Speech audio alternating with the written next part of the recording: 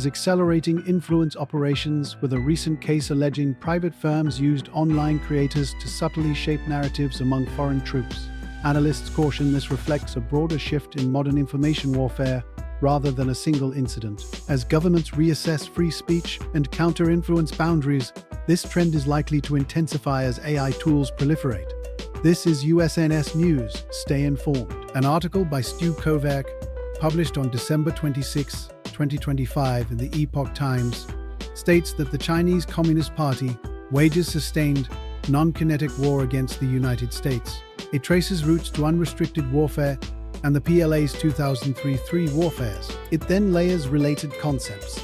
Psychological warfare targets morale and decisions. Information warfare manipulates media and networks to scale effects. Political warfare integrates diplomacy, economic coercion, subversion, and influence operations. Hybrid warfare adds calibrated military moves and cyber action under ambiguity.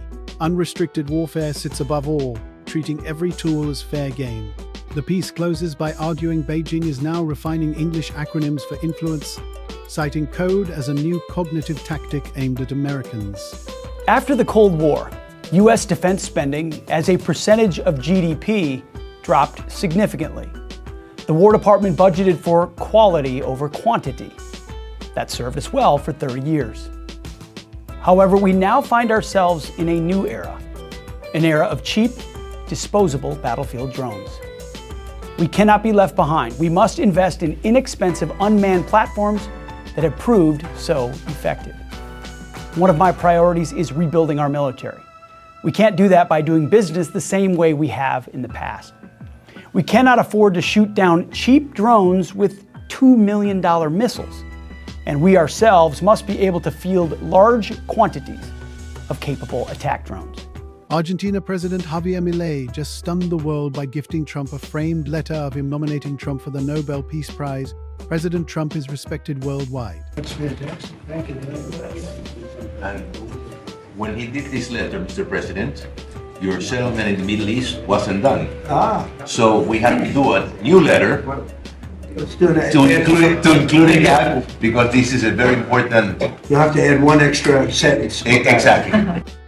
That's good. Thank you very much. This is such a beautiful statement. Thank you very much.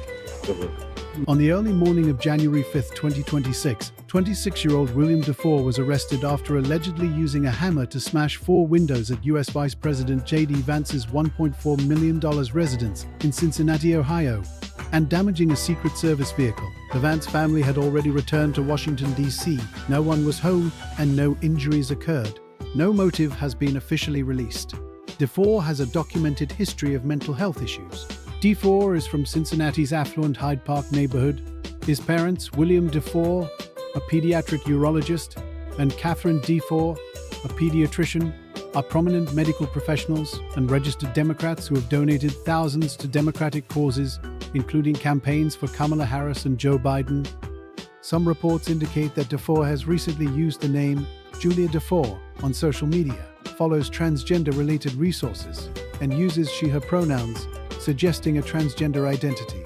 Vice President J.D. Vance responded on social media, "Thank you to the Secret Service and Cincinnati Police for responding quickly. It looks like a crazy person tried to break in with a hammer. We're already back in Washington and safe. Please, media, respect our children's privacy and avoid excessively sharing photos of the damaged house."